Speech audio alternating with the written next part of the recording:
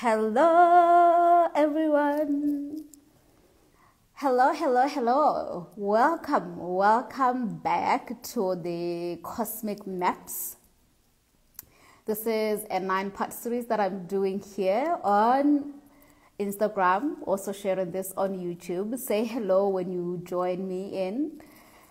Today we're going to be talking a super important conversation. We're talking ancestral curses, and we're particularly talking about the 7 main forms of ancestral miasma or patterns. Right, so we're going to be diving deep into this conversation today. I'm really excited about this conversation, particularly because this is my specialty, right? As an oracle, as a quantum healer, a psycho-spiritual healer, right? There are many different ways in which I do my work, but ancestral work is one of my favorite works and just something that I'm really passionate about. And so the conversation of ancestral curses is a big passion for me. It's the core of what we're doing in Warrior Mistress School, right? I really do believe that the DNA, the ancestral or the ancestry is a huge component in our cosmic awakening, in our evolution, our expansion of consciousness, right? And so we can't avoid looking at the DNA because it's like the code and the key to consciousness, right? So today, I want to share with you all my own understanding, gnosis of ancestral curses, as well as just the different way in which they manifest. And this will help you understand why certain things may be happening in your life, of course. From there on, you can make the choice if you really want to do something about that, because there is things you can do about that, which is what we're really doing in Warrior Mistress School. All of our courses, particularly our Lineage Liberator membership, it is centered around ancestral healing. We're really healing the DNA, we're healing the ancestry, right? And my apprenticeship program, which I'm really passionate about, is where I'm actually teaching you, if you are a healer, how to do ancestral healing from a quantum perspective, right? So this is when we're working with energy medicine. We're also working with bioregenesis science, which is the science of regenerating the biology and the spiritual self through the spiritual self. So I'm really passionate about it. I've also been really having amazing sessions in the last 2 weeks in particular. And all of these sessions have all just naturally, they tend to end up being ancestral sessions. So it's just been really phenomenal, the level in which bioregenesis allows us to transform and release ancestral curses, change ancestral patterns that are playing out in your life that you may not even be aware or conscious that that's an ancestral pattern.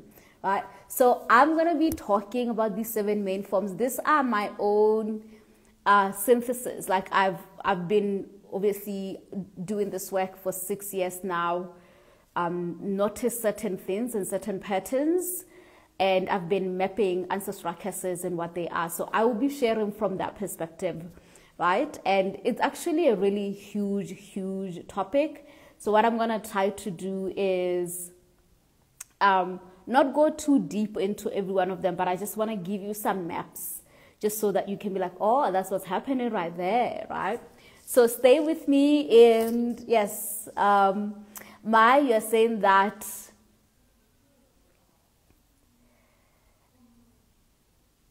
so, you know, that conversation is a conversation for me to hold another time, because you see, when I'm writing, I'm always often really channeling all of that. Those transmissions are coming from a higher consciousness beyond myself.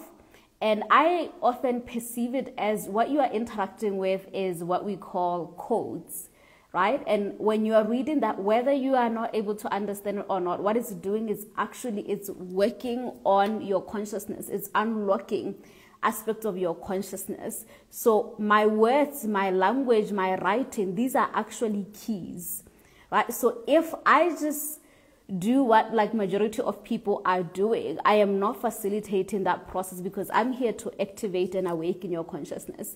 And it's not so much about you understanding every single word, but feeling into the frequencies and so forth, right? And that's also part of why I do live teachings and live streams, because I do understand the limitations of the words.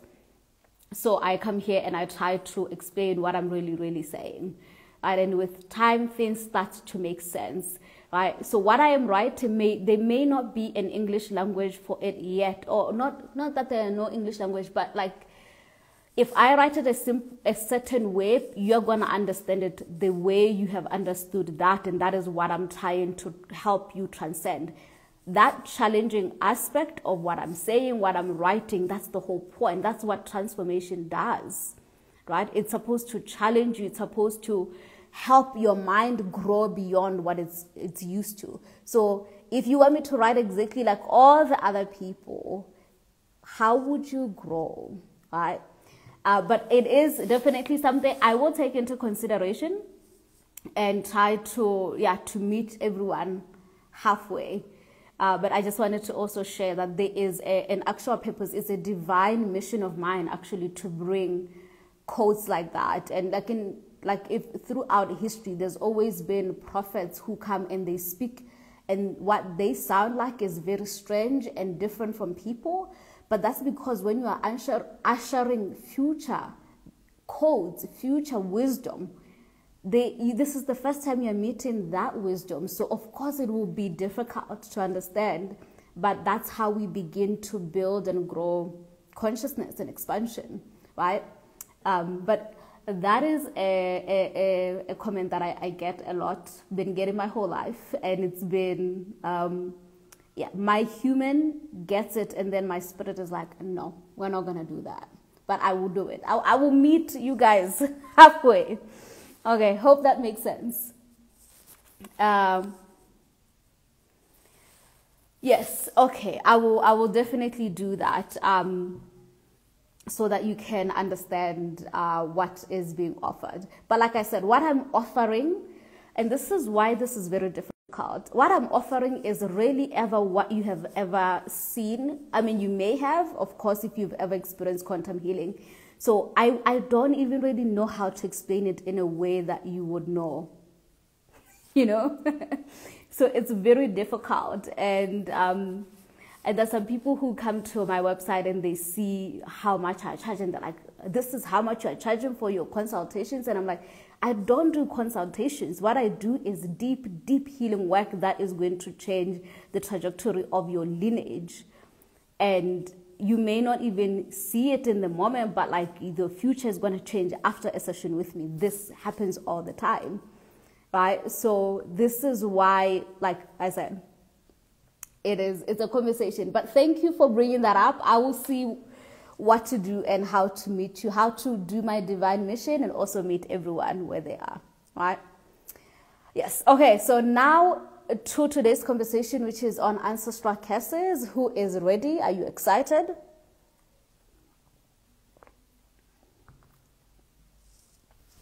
Yeah.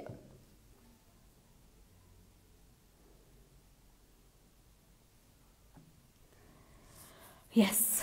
Okay. So ancestral curses. What are ancestral curses? So there are different definitions of how we can understand ancestral curses, right? And different perspectives. But as usual, I like to bring a different perspective, because that's what I'm here to bring, a cosmic perspective, right? So we already understand that every single person enters the planet through the DNA coding of their mother and their father, right? You inherit certain information from your mother and from your father. And that certain information interacts within you to create the human being that you are, right? And that combination of your mother and your father, it forms what is called the ancestral mainframe, right? So today I'm going to talk almost like, I'm going to reference the computer a lot because it's the easiest way to really kind of get this from a physical level if you try to get it, right? So understanding that a computer has a mainframe, and in that mainframe there is information that allows that computer to function a certain way. So even with you, you are created by your parents, and they create that combination, the combination of their experiences, psychological experiences, spiritual experiences, biological experiences come together to meet, and then they create a mainframe. And that mainframe is holding information, right? And that information will influence how you are, who you are, the personality you will have, and even certain experiences that you will have. So at the get-go, let's recognize that we inherit not only how we look, but we inherit the psychological experiences of our mothers and fathers. And we also inherit the belief systems, the mental body. We inherit the spiritual experiences as well. And that creates that mainframe. So a key will be to see that, and you may have heard this, that, you know, the state that your mother was in when she was pregnant with you, like, will really kind of carry you throughout your whole life. Like, you always have that energy with you because you inherited it from her, right? So ancestral inheritance is the inheritance of that which existed before you, because it's so difficult to explain, but like, creation works with codes and with templates. So if you're creating a new thing, you just take a template of the mother and the father and they come together, right? So if we inherit the psychological experiences of our mothers, the spiritual experiences, the biological experiences, every experience of our mother and father, if we inherit that, that means that certain experiences that they went through before we were born, that information is existing in the mainframe, and that mainframe is the DNA. It's existing and stored in the DNA. And so when you are born, you will inherit that. So that means if at some point your mother was depressed, maybe when she was 13, she was depressed, that information is stored in her DNA. And when she creates you, that information of her depression when she was 13 years old is going to mix up with your father, who also may have been suicidal when he was 16 years old, and it will create a new template of depression and suicide. And when it comes through you as the child, you may find that by 8 years old, you have depression as well as suicidal ideations, right? Because the experiences of your mother and father are awakening in you, they're getting activated in you. You inherited them. So in that sense, that is a curse. It's like the experiences of your parents are playing out, and you are already cursed to come and experience them. A curse is like there is a blockage. You are stuck in some spell, some programming that leads you to the same patterns of pain and suffering, right? That's what a curse is, like when a pain repeats over and over and over again, right? And we call these curses because these pains, they will repeat until they find resolution, they find healing. And in fact, our life experiences are a combination of past experiences that happened not only to our mother and fathers, but to our grandparents and great-grandparents. And for most of us, we are definitely accessing at least 7 generations, the experiences of the 7 generations behind you. So the ancestor who was in the 17th century, 18th century. That experiences came in your DNA when you were born. So whatever happened in the 18th century, that's with you. You're carrying that memory. You're carrying those potential experiences. And often when you're going through an experience, what may be happening is that you are replaying an event that happened to one of your ancestors, right? And that is what we'll be calling a curse. Right? I know different people have different ideas of what a curse is, but a curse is that it's the repetition. It's what they said, the sins of the father will visit the children, right? Whatever. And when we think about sin, we can think of sin as any point where we are in separation from our divine self. When we are not experiencing God, we're not experiencing the logos of love, of freedom, of abundance. When we are not experiencing those things, we are in separation, right? And so because we are in separation, it's painful for our souls and for our spirits and for our consciousness. And that pain is quite shocking to the soul, to the spirit, that it will be carried over, right? It will be carried over to the next person, for that next person to try to repair that separation, right? So the earth experience, by the way, has a lot to do with this. All of us, we are just literally replaying the past. So you think that person that you are in a relationship with, you consciously chose them, but it's actually that in your DNA, there is what we call a sequence like a computer that will be like 01000000.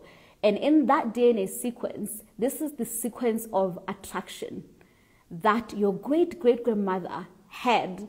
And in that point in the 20th century,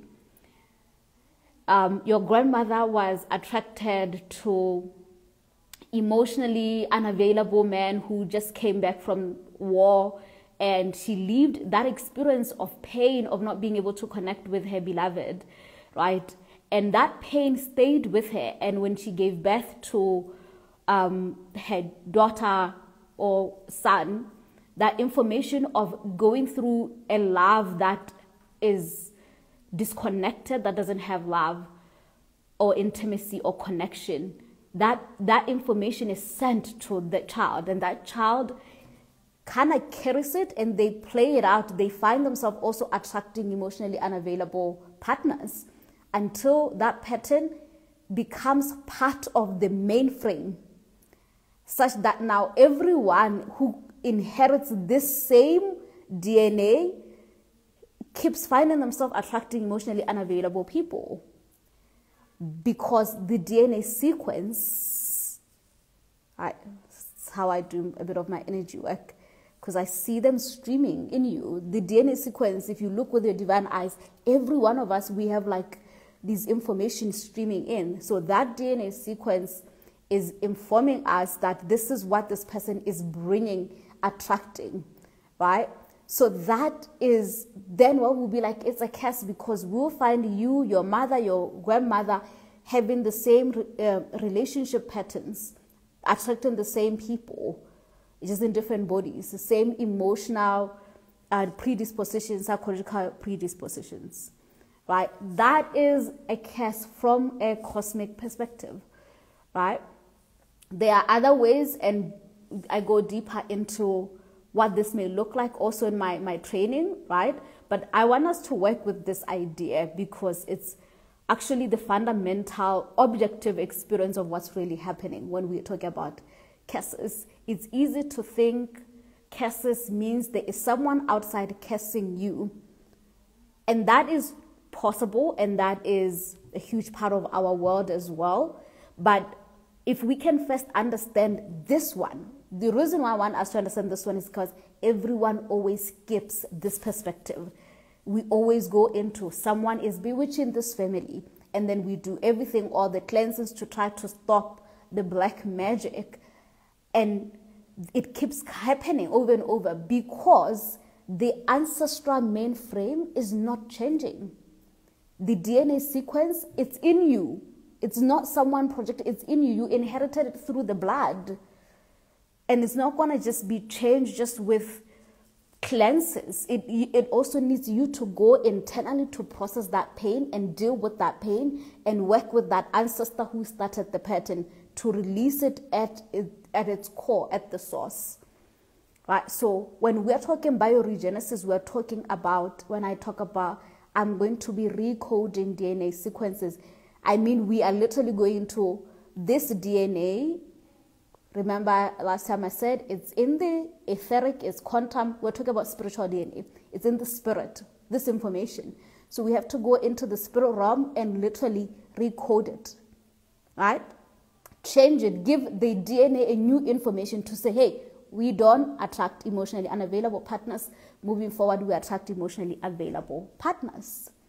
That is a little bit of what bioregenesis is. That is a little bit of what I do in my apprenticeship program. I teach you how to do that, right? And this is something I was taught myself by my divine spirit, right?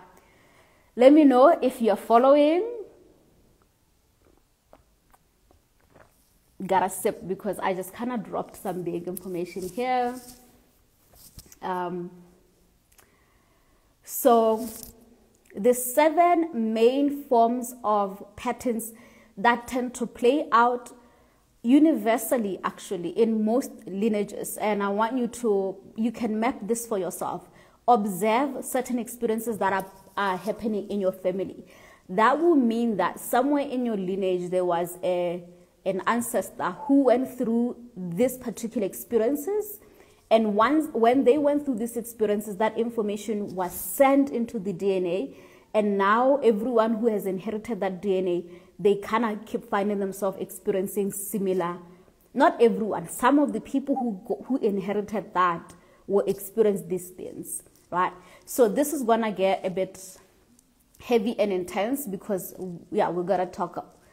We're gonna be real about this, right? So there are 7 things I've noticed, and I want to share them with you. And I'm not gonna share them in any order, just the order in which I wrote them here. But there are some. Actually, the first one that I'm gonna share, it's what we call the lowest form of ancestral curses. This is the most difficult curse to actually break. It takes a long time, a lot of work in the lineage if this curse has happened, right? And that curse is what we call inorganic death, right? Inorganic death is when someone dies in the family in an inorganic manner, and this often includes suicide, murder, and accidents. So if an ancestor went through this, one ancestor experienced suicide or murder or an accident, that means that death was a shock to that soul. And in that moment of that death, the information sent to the spiritual DNA, to the ancestral mainframe, can override what was there before, right? And moving forward, we may start to see that in the family, other people also start to commit suicide. Other people get murdered as well. Other people go through accidents. You may have noticed this, that this family has these, what we call inorganic death. They didn't die from like getting sick, where the soul was ready, or they didn't die in old age, right? So that would be inorganic death.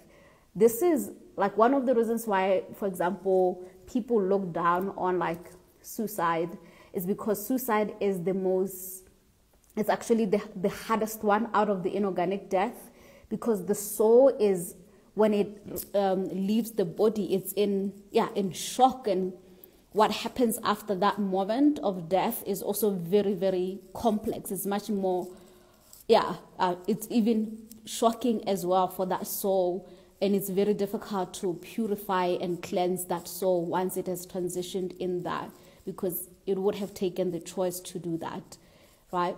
As compared to murder, where something's happening to the person, or an accident. Right. So if in the bloodline this death has happened, in Africa, you literally as a family have to cleanse. That cleansing rituals that have to be done to ensure that that spirit of inorganic death doesn't come back again, right? And unfortunately, we have disconnected from these rites, right? So when we find ourselves having suicidal ideation, most of the time we will see that there was someone in the past who may have committed suicide. That's why that ideation, because the mainframe received those ideas. Right? So when people were talking and we're just asking people to snap out of it, we need to understand it's so much deeper than that. It's not like a person is choosing to feel this way just for the sake of feeling that way. It's a DNA coding that leads them to that, right? So here, if you know that this has happened in your family, you definitely need to go through some cleansing process, as well as obviously some healing that can be done, right? But like I said, this one is quite difficult to heal. It's not the type of thing that can be healed from one session. You'd have to go through a couple of rites as a family to purify the home, to purify the ancestral mainframe, right? So can these curses be inherited from siblings as well? Yeah, the curses are inherited from anyone who has the same DNA coding as you, because that information can be sent into the DNA mainframe. And this is why you may find that,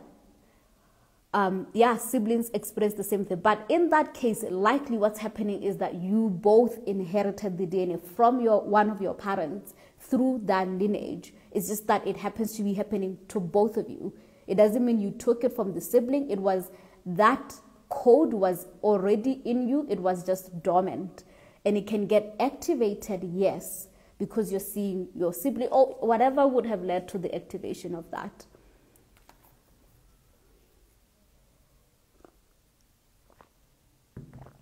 Yes, Bongile, that was the whole point of the Bible, saying that the sins of the parents will return to the children. That's literally what we call sovereign law. It's the law of the land.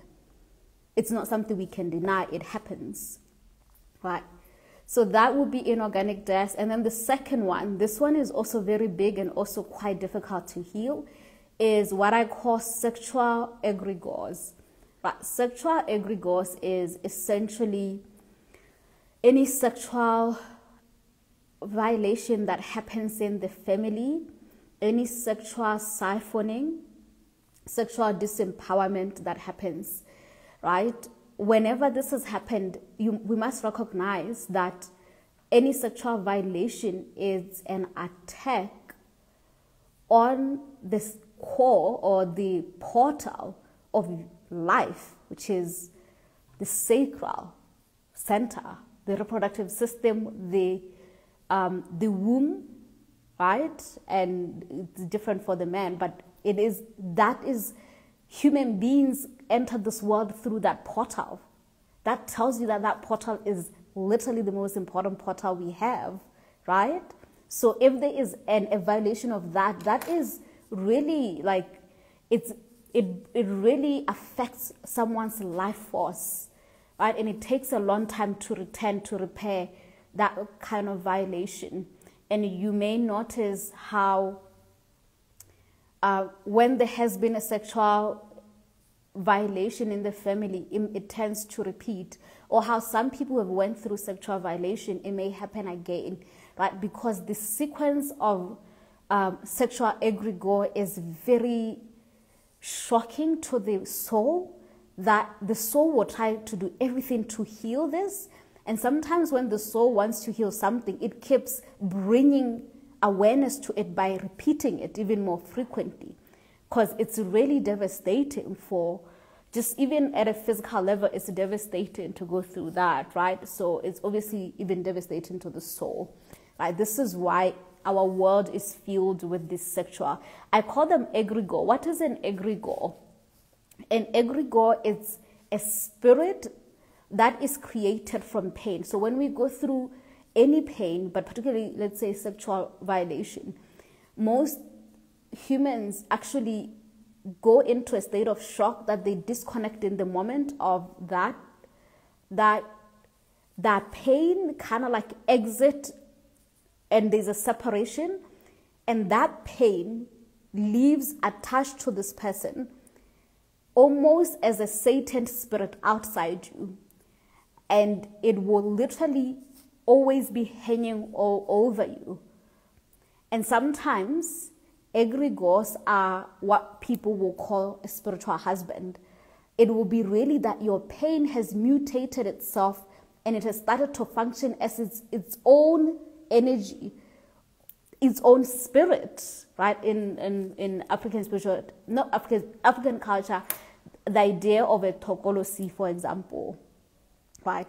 Those entities that egregores, those entities are not always sent to you by someone else. Sometimes they are coming from pain of the soul. And until it's addressed, that energy will always be hovering all around. And I have seen this in my work because I've really worked with a lot of particularly women who have went through these egregores. It's actually one of my passion to heal sexual trauma. Not my passion, it's also my mission. It's my passion and my mission. And I always see these egregores, and these egregores are essentially your own pain, unprocessed pain, literally trying to get you to deal with the pain. So it will torment you. You have the dreams, you wake up and all of that. And as an oracle, I can tell you I have seen egregores, especially when I'm working with my apprentices and who will come here, for example. I would be experiencing these with them because I'm an initiator, so I'm meant to experience that so that I can know what to heal with you. That pain, if it's not dealt with, it will be carried over, obviously, in the family.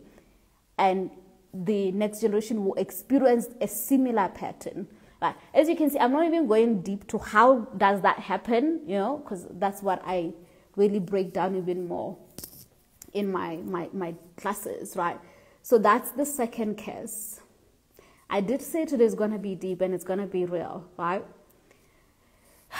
I do apologize for possibly triggering you, because I know I'm talking about experiences that we may have went through, but I really do this because I want to bring wisdom and illumination to what's happening to us, right? So please breathe if this is triggering you in any way, and open your heart to understand some of the experiences that you are going. I bring a different perspective. It's not the only perspective, but it's one that can help us be liberated.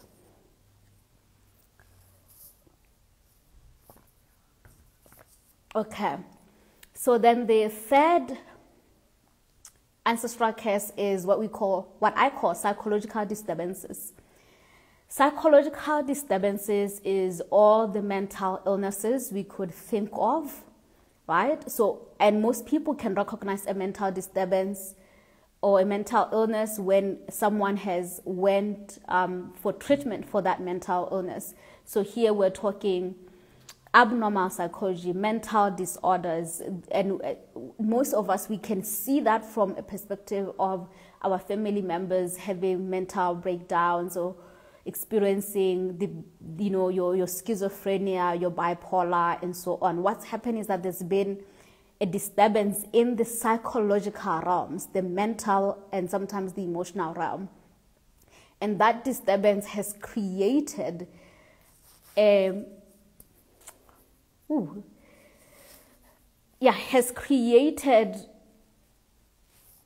experience for that person, in that they are now accessing different dimensions of experiences at the same time, and sometimes they're not able to really know which dimension that information is coming from, and that overwhelm begins to really create a disturbance for them. And sometimes psychological disturbances obviously happen for those who are uninitiated. They're actually meant to be oracles and priestesses and shamans, but because they don't get initiated, they have a spiritual awakening and they don't understand what's happening to them, and that leads to a psychological disturbance. And then there is a psychological disturbance that I've been observing and noticing that exists in a particular group of people, and sometimes in a gender. Like women, we have a psychological disturbance that has happened because of a history of the sexual egregores that happened to our ancestors. And so you can imagine the kind of shock if we take in context the big events that, like colonization and slavery, for example, for Black African people. what kind, or like the impact of going through such an experience, how psychologically it would disturb the soul, and how it may not be possible to heal and process that in one lifetime. So whatever shock our ancestors were in during slavery, during colonization, psychologically, we will inherit that.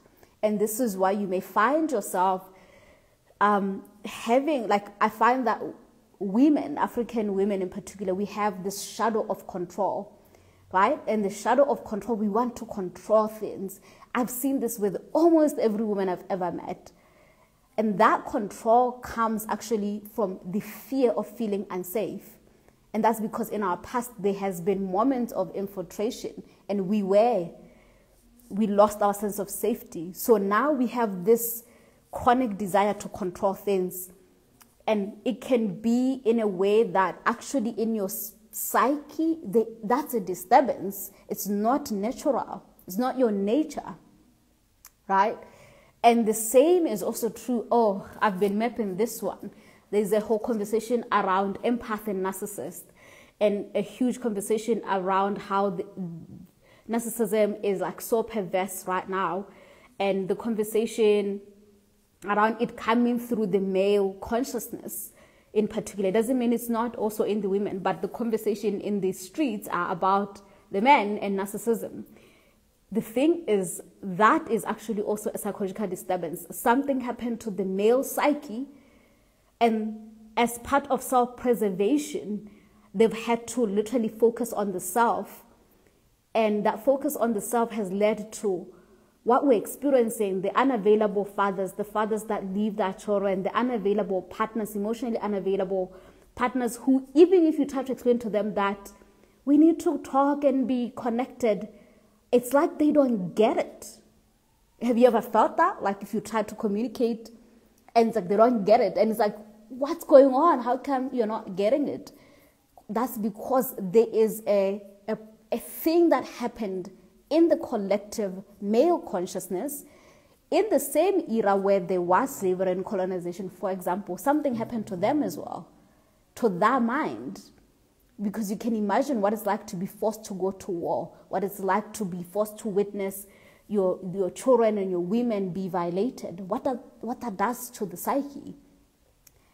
That, whatever had happened with our ancestors, will affect the men in a certain ways. Notice, countries that have had war, if it's been recent, notice the high rates of violence,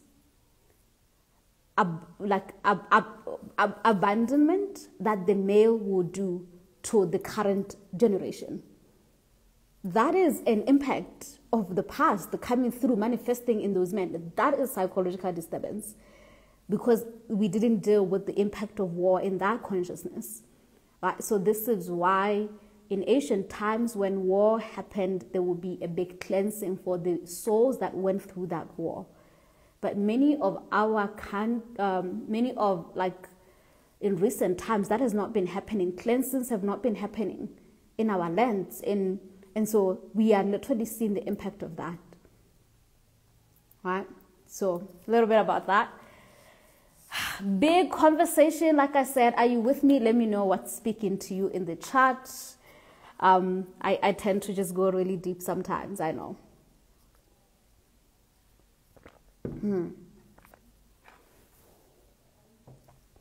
A lot of the psychological disturbances is often we don't recognize what's happening, and when people are doing that spiritual work, they tend to neglect this. We need to look at it. This is why I do psychological work as well in all my programs, even in the apprenticeship program. I can't initiate you as a quantum healer without teaching you psychological work.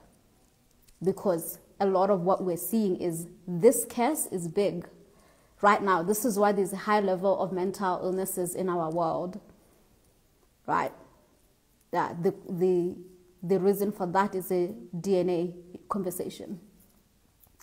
Okay, then the fourth one is addiction, right? And here we're talking about substance abuse, like alcohol and drugs, and we're talking about food, we're talking about sex addiction. So just any addiction So there are many directions in which I can take the addiction. But I can tell you this is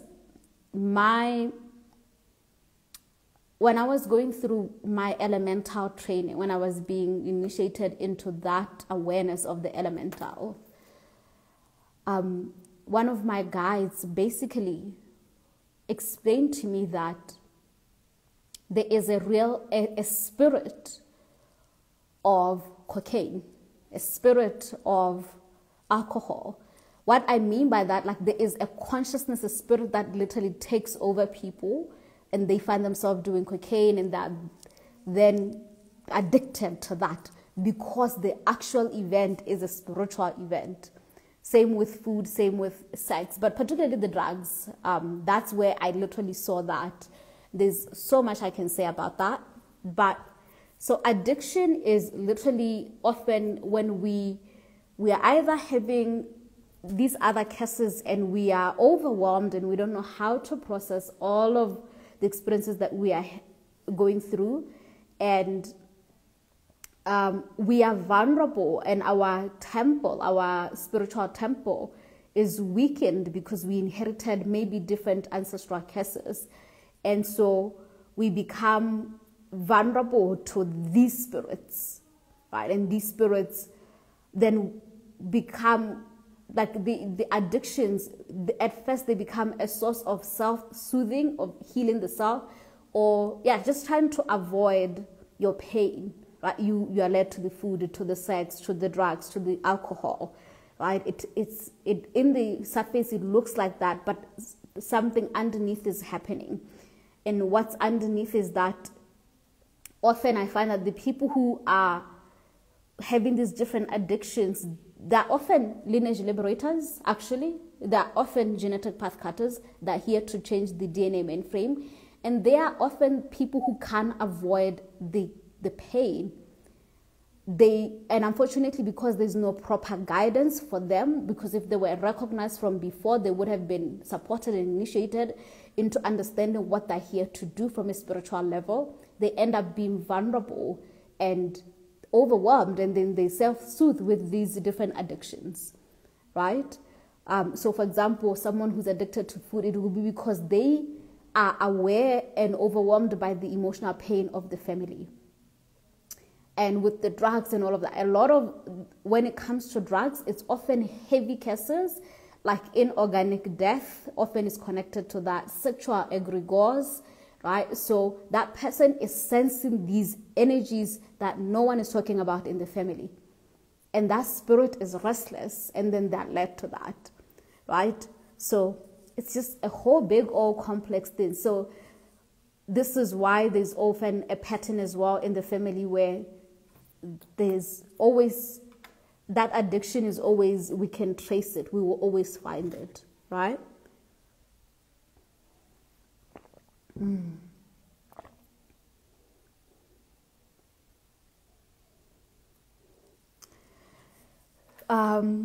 And then the fifth one is what I call the Dark Lord of Money.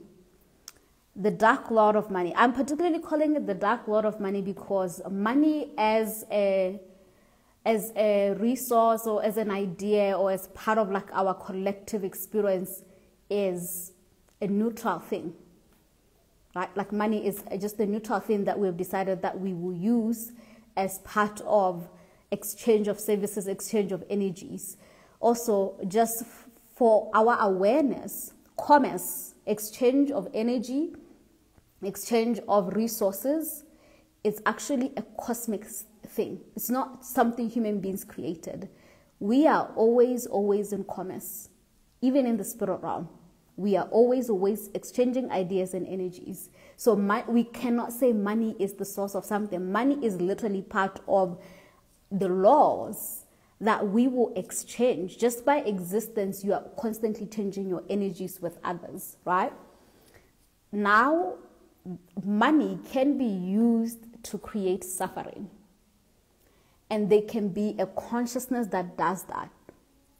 And definitely in our world, that has happened because just think about it. Literally 90% of the world population probably, I'm assuming, but it's a huge percentage, is within the poverty line, within the struggling with money every month, right? And then we have like a 10% that knows overflow and abundance, right, and thriving, right?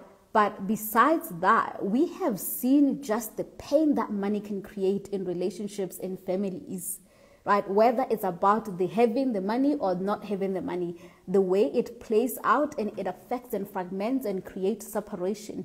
It tells us that we're working with something that is inorganic here. That is what we'll be calling a curse, because it continues to separate us from each other and from the divine, right? And that would be the way in which money is being used. The way the rules of commerce in our world, we know they are not always right, they're not always fair.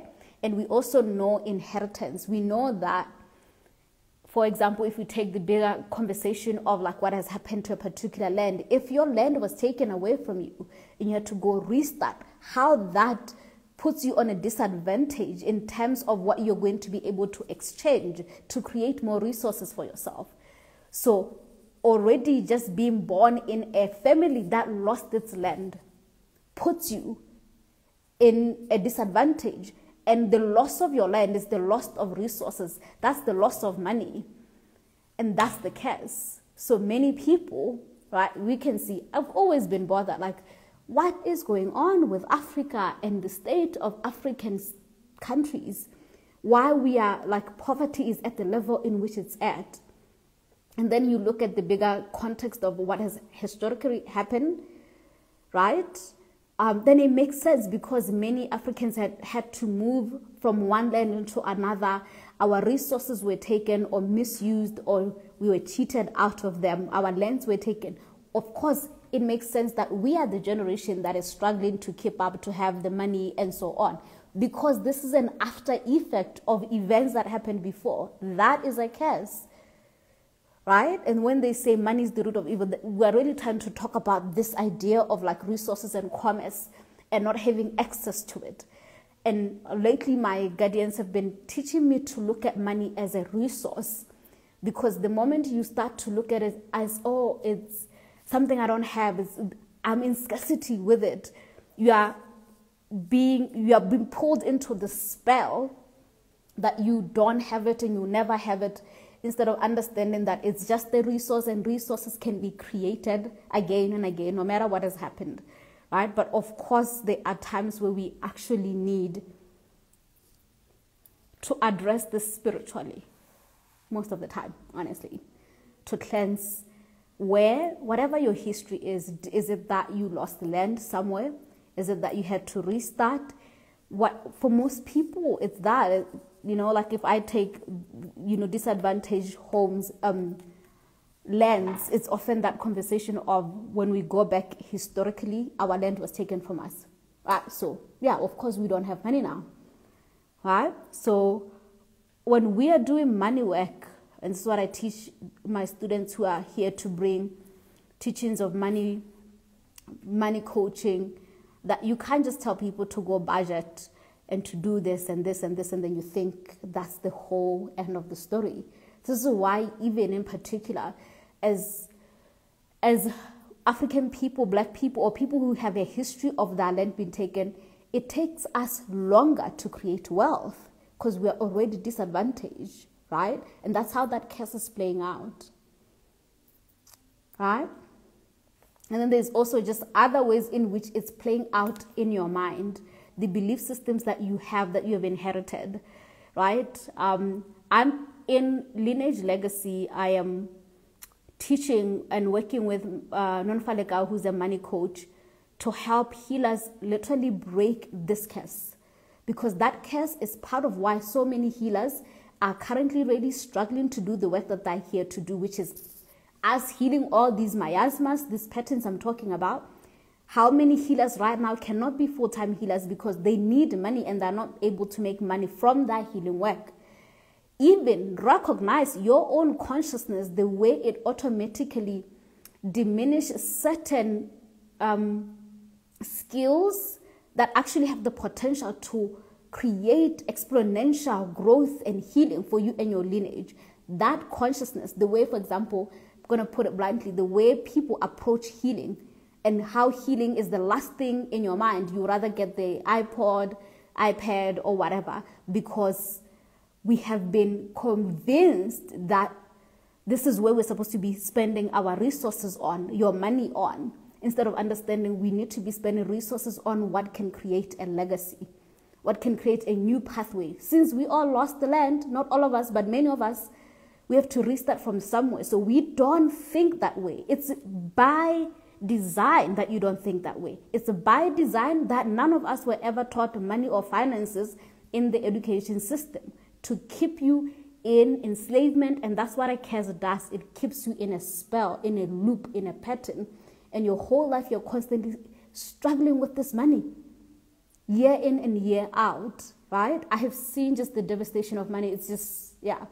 So, yeah, that's the 5th ancestral curse. What's the time? Just to check in, because I can go very deep.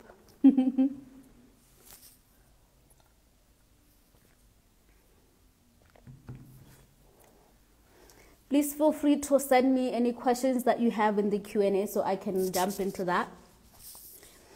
So the 6th curse that I have noticed is what I call the disconnection with the great dreams. This one breaks my heart. Yay! Thank you, everyone. Because in every single human being, there is a song within you, a prophecy that God has weaved in your consciousness. And that song, that prophecy is for you to come and create something, bring something to the world, birth something in the world. And it is through those great dreams that humanity grows and expands and evolves.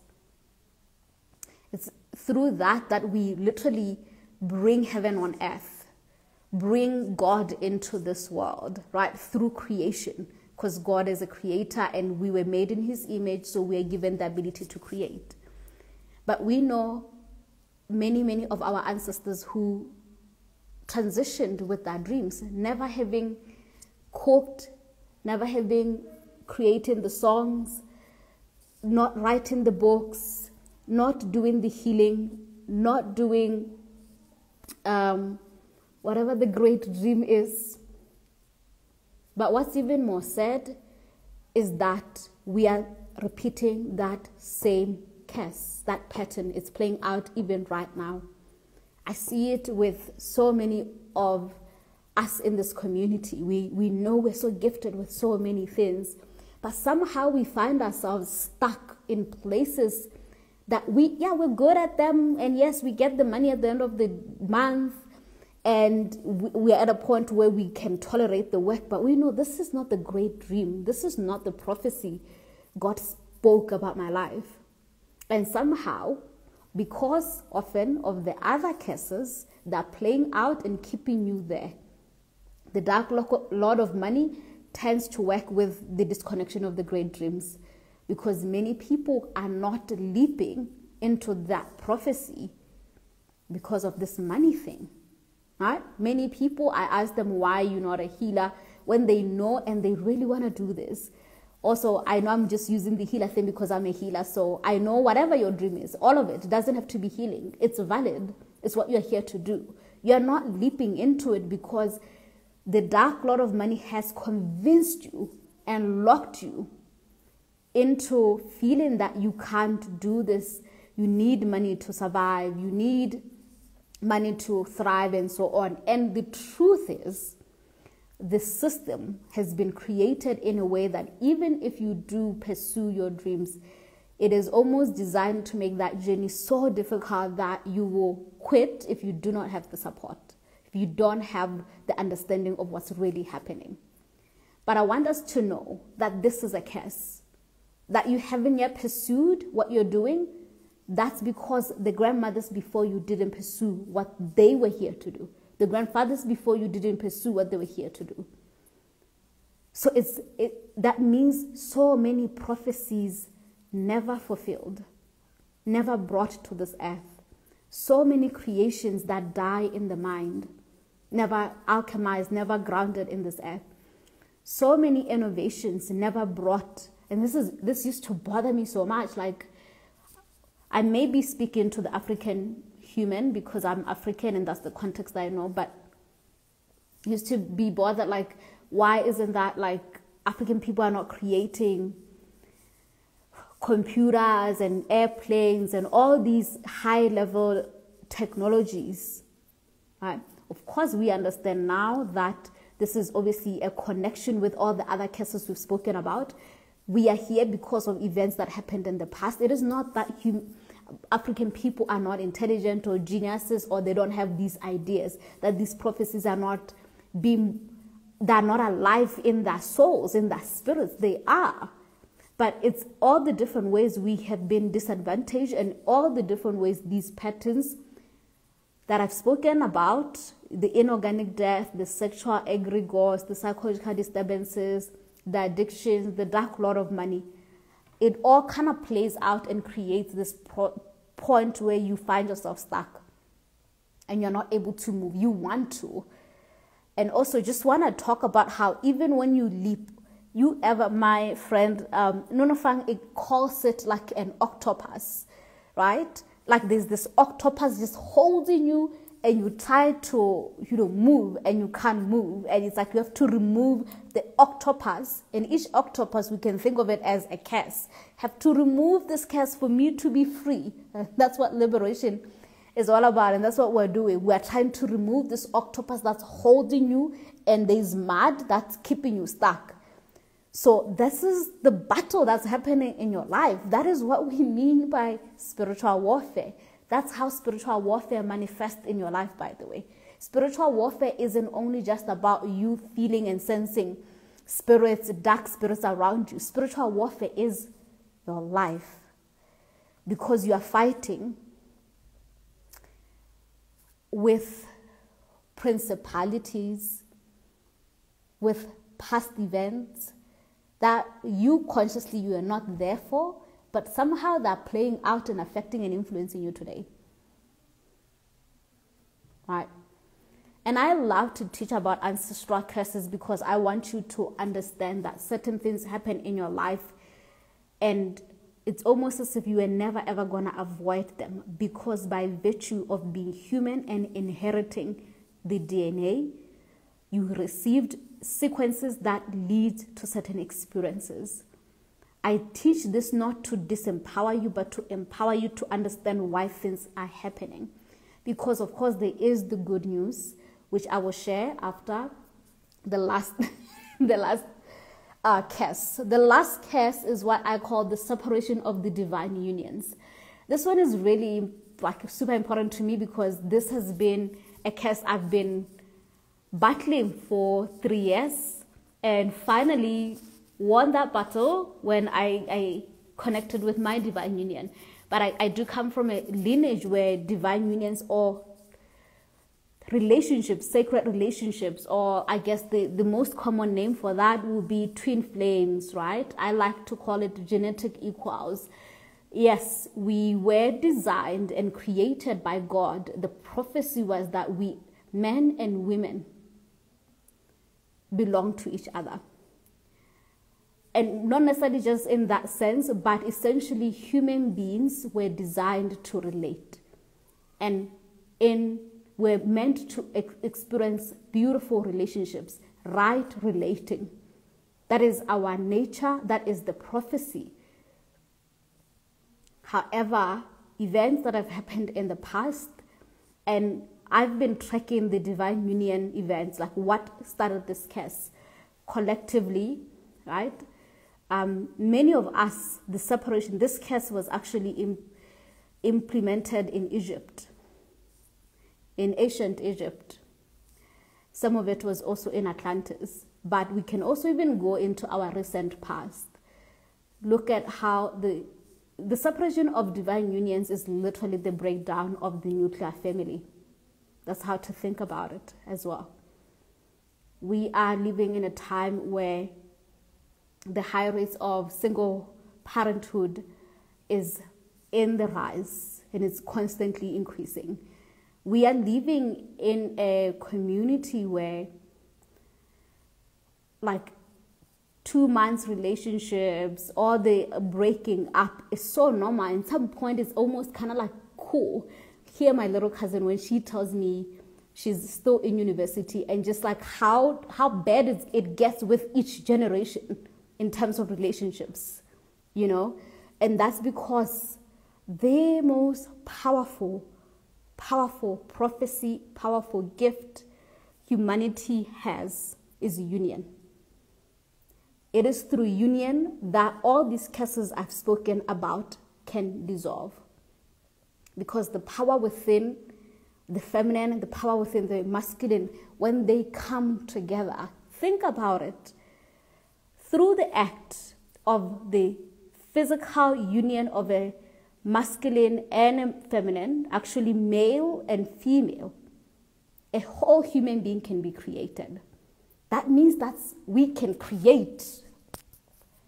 That tells, if you sit and think about what sex is, it's like a powerful event happening there, right?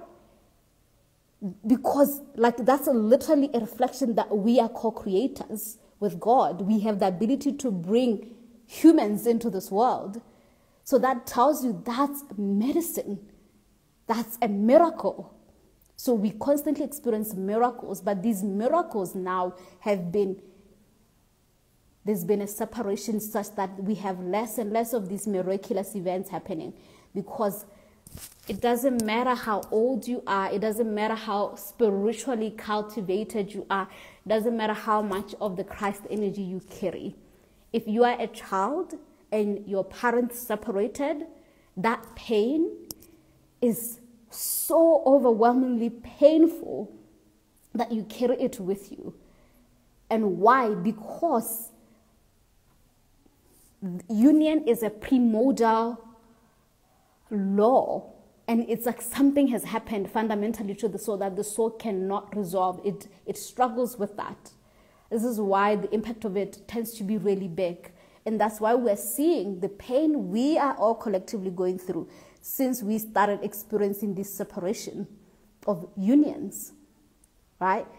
And also look at how now, even when you're in union, the process of really right relating is so painful, because we'll be fighting all these other cases, the psychological disturbance in the women and the men coming together, and they play out, and that case keeps playing out, right? So you will notice this case if in your family, high rates of divorce, unmarried women and men, or men, right?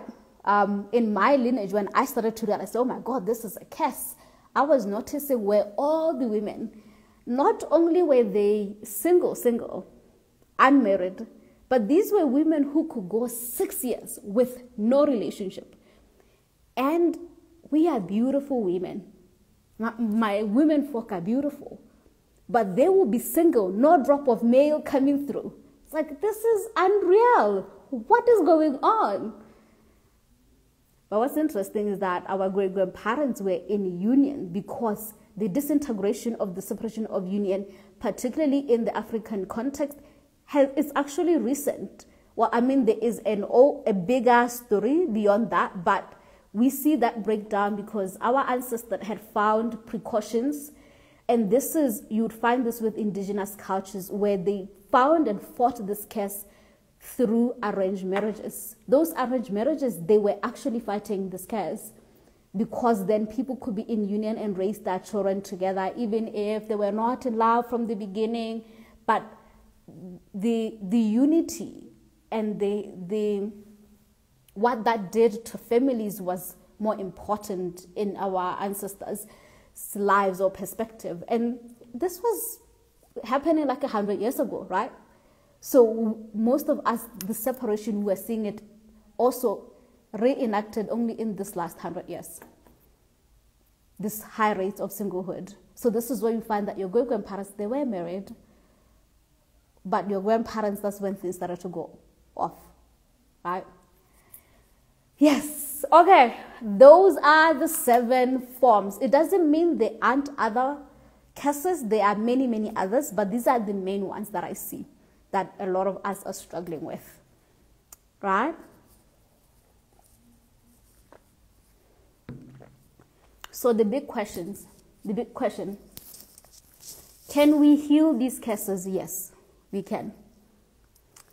And I'm going to talk about this on Sunday. I'm going to talk about ancestral lineage healing. So please come and listen to that, because if I explain how we heal this, that's another 2 hours of me talking here. But the ancestral cases I healed through the Christ stream. Spoke about this with my divine partner, Wef. Check that out in our conversation from Sunday. But also, more than anything, ancestral cases are healed by God. And yes, there are technologies and processes, methodology of healing and resequencing your DNA. This is one example of resequencing, right? It's called light language and bioregenesis. This is what I do. I literally go into your spiritual DNA and I change the mainframe. And I recode and I look at that curse and I find the ancestor who started the curse, and we do healing with that ancestor, and we release the ancestral covenant, the vow, the oath, the agreement that that ancestor made with themselves, with spirits, with entities, with whatever force they made that agreement with. And we begin to unwind that curse. And sometimes we have to do this a couple of times because it may be a deeper, harder curse. So for those of you who have been interested in doing work with me, the reason why my sessions are 2 hours, the reason why I also charge what I charge is because what I do, one session literally lays me out. I can only do one session in a day because I literally have to travel with my consciousness to the spirit realm to find your ancestral mainframe and literally undo this. So this is beautiful, beautiful work, profound work that we have been gifted with. We have the abilities as healers, as lineage healers, to literally do what I'm talking about. This was a training that I received, one from different mentors, and then what I now do, particularly the way I do bioregenesis, I was also taught by Amatongo, as you guys say in South Africa, the dream weavers. And in fact, when we are doing DNA regeneration, we go to Itongo realms. That realm beyond the astral realm. You have to go there as a healer to go and do that. Of course, we can also cleanse this in the rivers. And I also do these cleanses physically as well. But I just wanted to share with you guys just how big ancestral healing is. It's not something so simple that people want to make it to be. A person is literally dealing with 7 generations of history and memory. And it takes time to know how to do this work, right? So that's what, if you are like, Joy, I need to learn this, that's what my apprenticeship is about. And that apprenticeship is, interestingly, in the middle of me enrolling. There are some changes happening with that apprenticeship. While before it did not have a component of physically doing the work, now that component is going to be there because the Guardians just, in the last couple of weeks, I've been learning a new way of doing this that I require my apprentice to actually come here for me to show it to them. So yeah, great changes coming through. So, and also if you have identified, let me know here with an emoji if you find that your lineage has one of the, not emoji, with the number, the cases that you are finding. 1 is inorganic death, 2 sexual egregores, 3 psychological disturbances, 4, addiction. 5, the dark lord of money. 6, disconnection with great dreams. And 7, the separation of divine unions. Just because I'm interested to see what is the curse that's actually more common in people's lineages. Right, so if you feel comfortable doing that, please let me know in the chat. Okay, so now I'm going to just check out your questions. So how are curses created? I believe I have answered that. So what can a pregnant woman do to protect the unborn child from the curses? So if you are a pregnant woman and a soul is coming here, the first thing I want you to understand is that the soul of your unborn child has already signed a sacred contract that part of them coming to earth includes inheriting ancestral curses so that they can heal them. Essentially, there is no soul that enters the earth plane that does not inherit curses. We are not an ascended planet. We are still experiencing curses. So if you enter the earth realm, you already know what you're signing up for. This also includes all of us. The moment we chose to come into the lineages through our mothers and fathers, our souls knew what we were inheriting. And we signed up for that. So release the burden if you're pregnant, that it's your duty to stop the curses to move to your children. They will move to your children whether it's just currently where we are at. Don't put that burden on yourself, right? But what you can do is definitely to address your own psychological, spiritual pains. If right now you are pregnant, what I will do if I was pregnant is I will sing the song, the prophecy to my child while they're still in the womb. I will speak life onto them. I will tell them who they're going to be when they grow up. What you're doing there is you're overriding the DNA. They will still inherit something, but what you want to do is give them a strength, a courage for them to later navigate whatever that curse is, right? So just speak life to them. And of course, ideally, if it's possible to maintain and to work on your emotional well-being, because your child is inheriting your emotional patterns right now. If you are able to work on that, to manage your emotions, to pray, to patla as much as you can so that you are grounded, that does help. But it's not something where you have to put so much pressure on yourself, because that's now another thing. Don't put the pressure. All you can do now is pray for your child, speak to their soul, give them life, remind them of the song that they're here to bring, the dreams that they're here to bring, and that they are a warrior, and whatever curse they have to inherit, they will navigate through it just like you have. Right? We are not disadvantaged completely. Many of us, we knew exactly what we're signing up ourselves for, and we knew that we will work on this, right? Yes. I hope that helps. Okay, so number 7 is a big one. I see that. And 6 as well. Yes.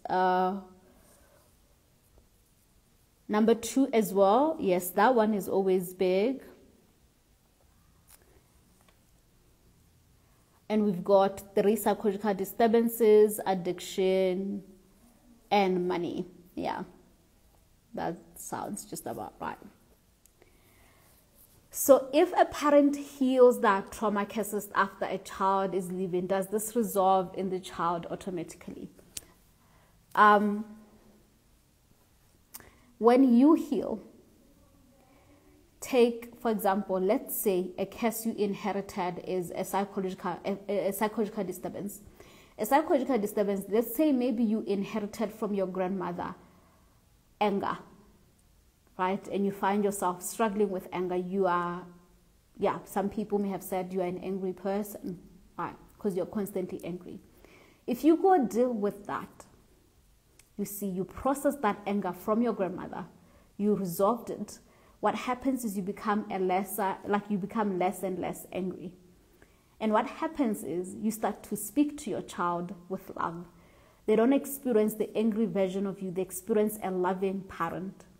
And what that does is that it allows that child's light to return to them. Because every time we are in anger, we are in a curse, we separate from our children. And so when we heal that within ourselves, we are able to reunite with our children, not only physically, but in the spirit as well. They feel safe to be around us. And children who feel love from their parent, who feel seen, who feel supported, you see, because love overrides the curses. If you can be a guardian of love, if you carry yourself with love, you definitely, a child could literally bloom from that. It doesn't mean the curse dissolves in them. Like I said, every one of us, we have carried a curse, and it is up to us to heal it. So you can't really blame yourself, and you can't even burden yourself with trying to heal a curse for your children. You heal a curse for yourself, but it definitely is going to affect your lineage. And then there is where, when of course you're doing ancestral healing and we are changing the mainframe, particularly for those who will be born after the healing, those are the ones who won't have the DNA coding. But those who are born will have it. But what we can do with those who are already existing is give them more light to be strong to navigate whatever that trauma, that curse could be, right? So that's the way in which you can support your children. Okay. Is it possible to feel ancestral sexual pain but not having been violated? Oh my God, yes. I was just thinking about that. Because yesterday I was freaking out because my little cousin had not yet arrived because it was like dark, and I was like, oh my God, where is she? And I could see myself spiraling just like my aunt. And all the thoughts that I was having was just around that, like just the fear of that happening. And it dropped into my consciousness that as far as I know, in my immediate family, sexual egregore, sexual violation or sexual pain is not a curse we have, right? But all my life, my aunties, they've always been so frightened about this, right? Like it's always been like almost drilled to us, like it could happen, you know? That means somewhere it did happen. And in fact, I have actually met an ancestor who went through that, right? So yes, you can feel it, the pain of it, you can feel it, right? And when that's coming through you, it's because it wants to be healed through you, even if you didn't experience anything in this lifetime. Well, I mean, wouldn't say anything if you haven't experienced that exact pain. If it's alive in you, it means the sequence is alive in you. So yes, you are to heal it. Yes. So you are asking, is there a curse that comes with entering the world through C-section? I definitely believe that, yeah, that is possibly traumatic to the child, right? And you may find that that child, obviously the body may not adapt so easily to the world because of its entry having been traumatic to the soul of the baby as well as to the mother, because it means the moment of entry was a highly stressful experience for the mother as well. So that creates a certain imprint, right? So you may find that that child may have certain things like coming up, like asthma, for example. The child just has asthma, right? Or the child is like, they move in the world almost as if like weak, because the moment of entering the world created this yeah, it just affected how the child experienced the world in that first moment. So that does create a psychological disturbance and sometimes a bodily disturbance as well, right? Like a disease, right? So yeah, it definitely does. The way we enter the world really affects who we are. One thing that I found very interesting is also how, do you know, the state of your father during pregnancy also affects you, even if they are not there. So if your father was depressed when you were in your mother's womb, that pattern, literally, you feel it, even if you're not there. It's just so interesting for me. Anyway. Yes. Okay, everyone. Let me check in. You are welcome, anatomically gifted. So I was recently guided to do an ancestral cleansing using thatch grass water. What could that be for? This is after seeing pigeons with black ring on the neck and was told it's a sign of ancestral healing. Right. I would definitely encourage you to actually check in with your guides why they gave you that. But that definitely sounds like an ancestral healing guidance. And I would do it if I was you. Because, like I said, healing actually comes from the spirit. It is our spiritual guides who actually are facilitating that process. When you are going to a healer is actually listening to the same guides that you have, who tells the healer how to heal that pattern, that miasma in the ancestral mainframe, right? So if you are cultivating a connection with your guides, they will start to tell you these things. And I cannot highlight this enough. Please do what you are told. How many times you have that dream, that vision, so you're told to get something and you're not getting it? And you're like, ooh, I don't know why I am broke. Did they not tell you to go get that thatch water? And you didn't go get it. Because they're trying to help you break the curse. So, yes, go do what you are told, beloveds. Thank you, everyone, for joining. I hope this was really helpful. Like I said, this is a very big, important conversation that I really love. And in what I mistress call, that's what we're healing. As I told you, some of these cases are very difficult to heal. They don't just take one session or one cleansing, because you could be dealing with a case that's 200 years old, 500 years old. So that's going to require more of your Christ energy, more of like your connection with your guides. You understand that you hear at the level of your initiation. So the more you are initiated into awareness of the spirit realm, the more you access wisdom. And that's the whole point of spiritual cultivation, right? So I want to invite you, if you are like, I really feel like I want to work on my ancestral curses with the support, with the guidance.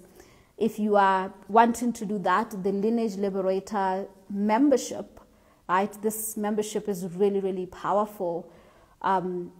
It's powerful because, like, yeah, I don't know, so much to say about that. But that's where we're doing ancestral healing. So I really highly recommend that you do that. I go way deeper and break it down, but it's also the membership. The way that I do work is, this is why I can come and teach this for free, because what I do within my courses is practice. We actually do the healing. Right? We go into these realms, we go into the ancestral garden to get that support, right?